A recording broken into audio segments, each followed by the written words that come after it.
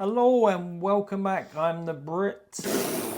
That's What? not the mic that says the Brit.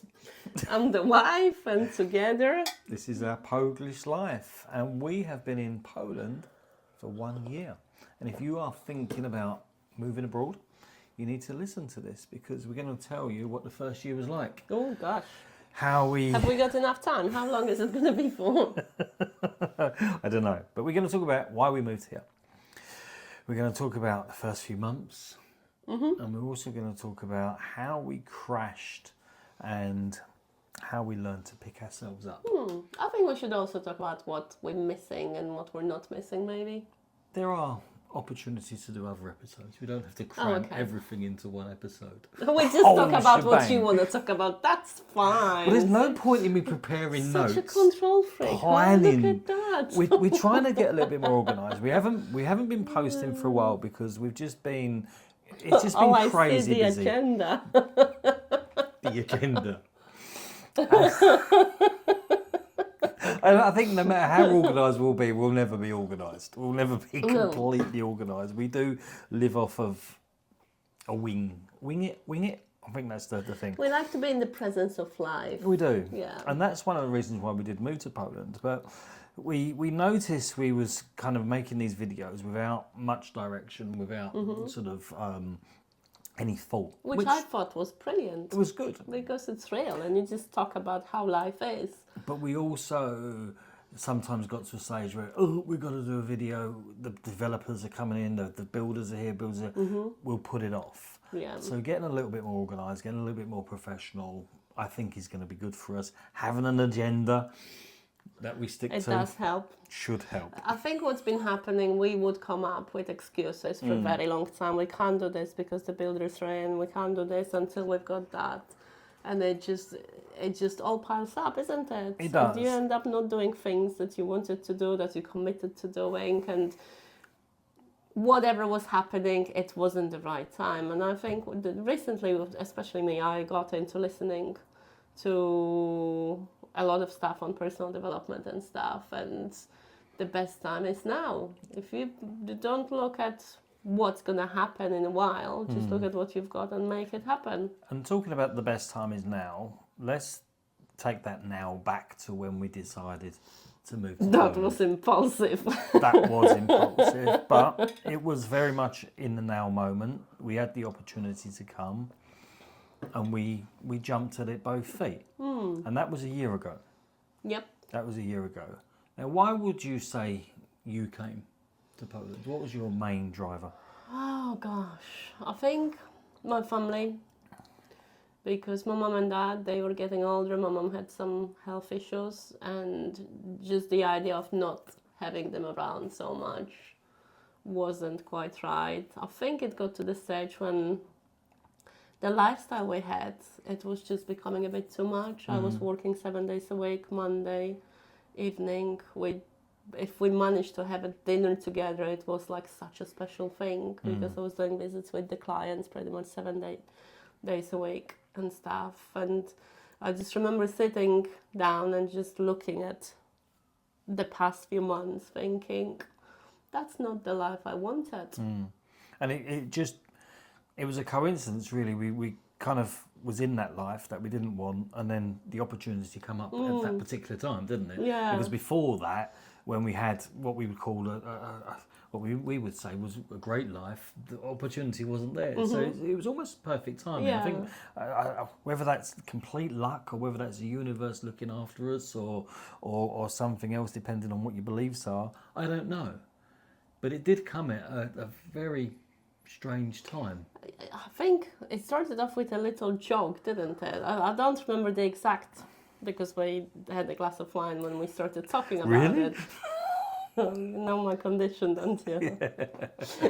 So, and I think we were just testing the waters, and the first test came when we put the house on the market, just to see how it would sell, what it's going to be, and it sold within 24 hours. I think it was less than 24 hours, wasn't For the it? asking price. Yeah, less than, because they came at 12 o'clock. I was at work, they came to see the house. 12 o'clock, we were going to celebrate our little girl's birthday. She was 5, and on the way we got a phone call. Yeah, And it was crazy. And we kind of got the opportunity to come here, and we thought, okay, we'll put the house on the market, maybe 6 months to a year, for it to all sell. We've got time to finalise pack. things, We've got time to pack, plan. plan everything, and literally, I think it was probably 10 hours at the most. The property was on the market for, asking price offer, people pushing us to move out really, really quickly.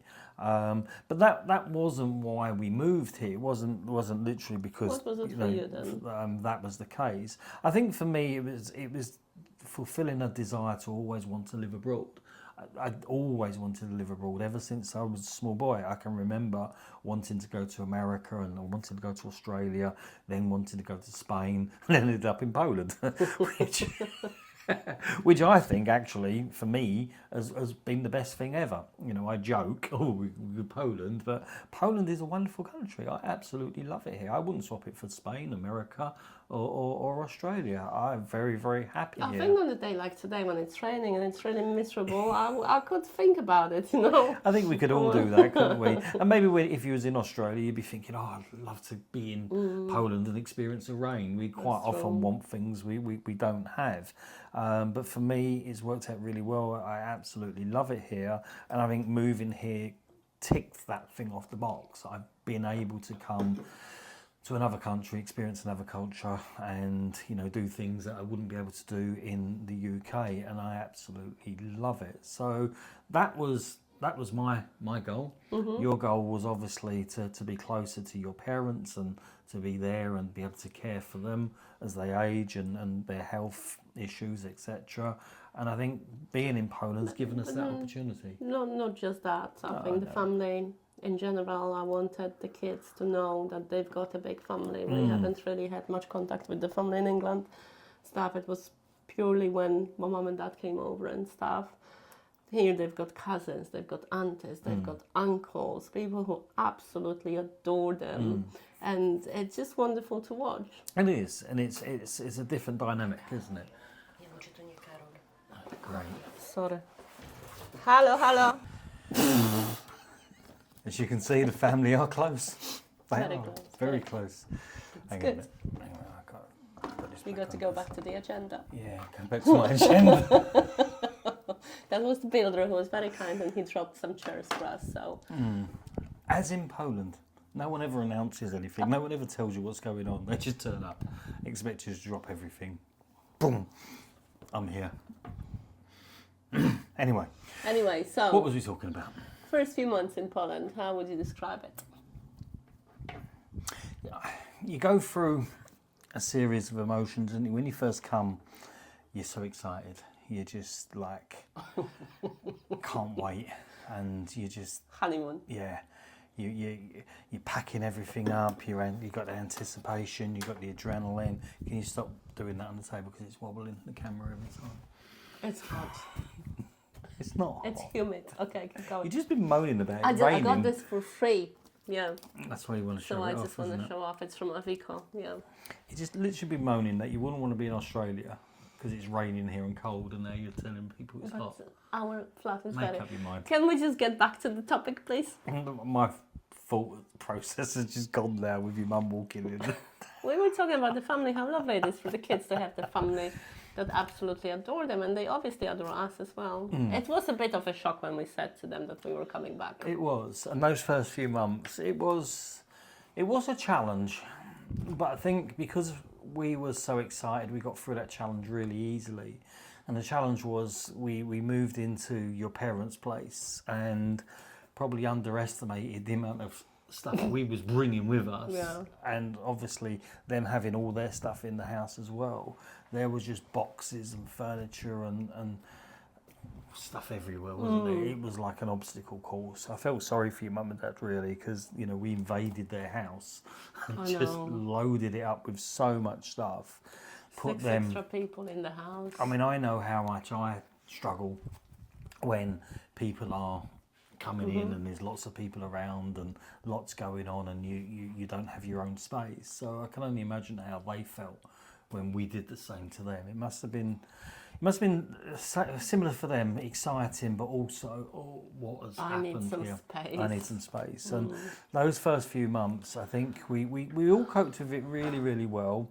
And I think we got to a stage where they moved out at just the right time. Yeah. Because I think we could have all ended up maybe not falling out, but maybe some arguments and some bad feelings. So it just worked perfectly for us. The first few months were really exciting, really challenging, very tiring, but we persevered with it. We was adamant we wouldn't be giving up. We sold our property in the UK, so we literally structured things so we can't go back. And we did that on purpose. We didn't want to have a safety net.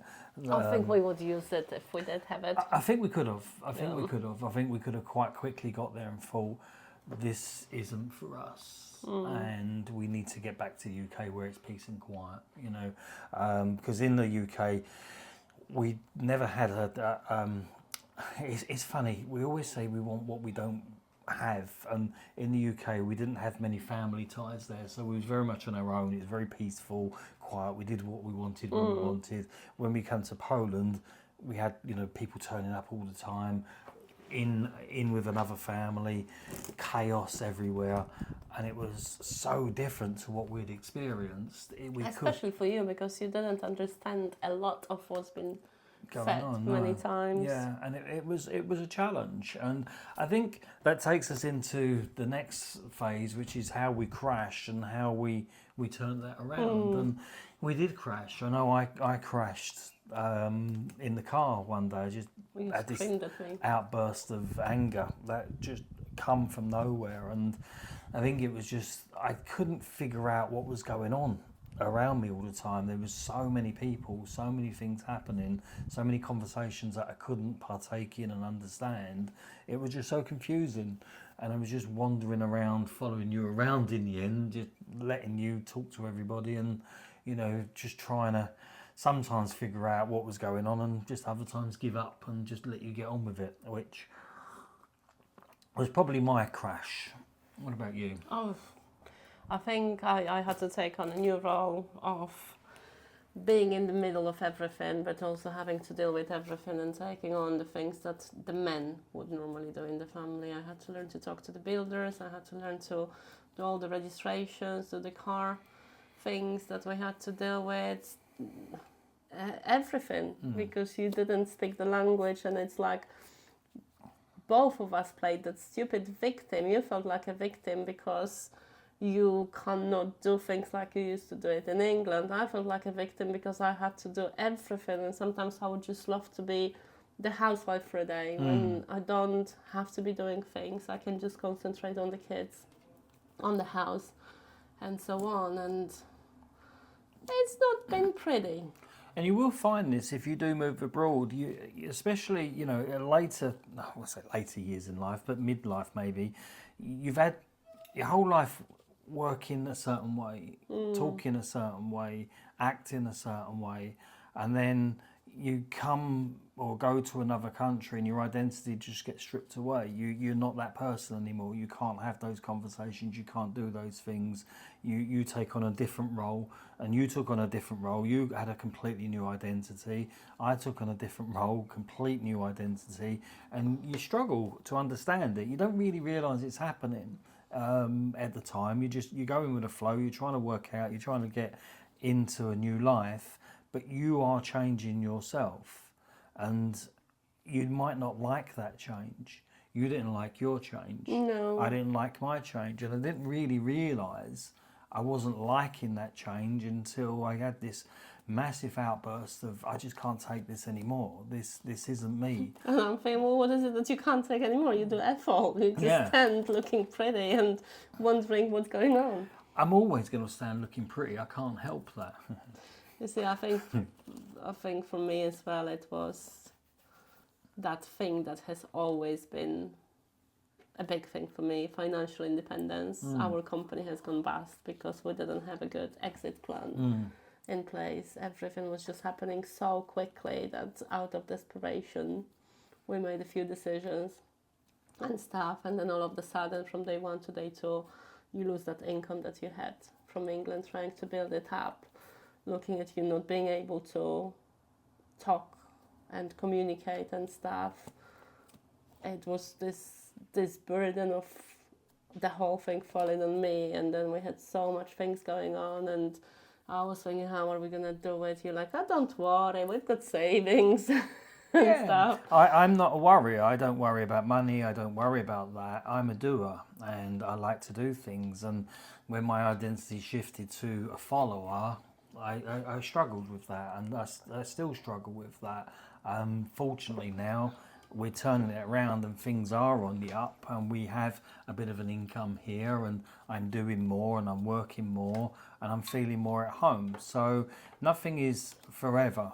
You know, you have to evolve, and you have to control your environment, and you have to, you know, change your own identity, really. I think when we come here, we had our identity changed on us by being here.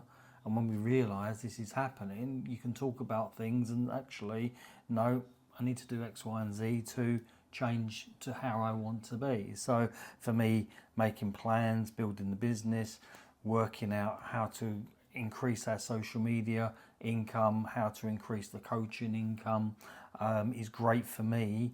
You've been working really hard on the properties that we've bought to get them renovated and get them rented out, which will give the income, which will give the financial independence, and that's great for you. So slowly, we're getting back to where we was in England, albeit in Poland. It's not completely there yet. We're not the finished article. There's still going to be a lot of progression to be made. The journey's only just starting. It's only a year. Yeah, I think we've done pretty well. We have done well, and you will do this as well. You will forget to give yourselves a pat on the back sometimes for the little things you achieve, and we quite often think we should be achieving this huge thing, and you get down and overwhelmed about it. But if you're achieving a little thing every day, give yourself a pat on the back, reward yourself, and keep doing it. And over a period of time, things will get better. You know, so we went through that period of excitement. Coming here, we made the decision, come here, we crashed, we couldn't work it out, but we kept going, we didn't give up, and that is key, isn't it? If you keep going, if you're persistent and you don't give up, you can turn things around. And if you move abroad, just give it time.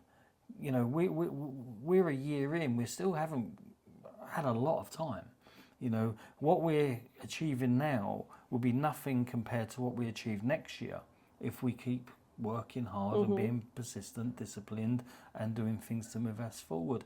It won't be nowhere near as much as in 10 years' time. No. It's going to get better and better and better, and we love documenting this journey to help other people in the same position as us. And that's the takeaway, just give things time. Yeah, I mean, people very often overestimate what they can achieve within the next 6 months to a year, but they underestimate what they can achieve within a decade, within 10 years. And just be patient. Things don't happen over the night. As long as you know your goal, as long as you know what it is that you want from life, just keep going, be persistent with it. Things don't. That's it.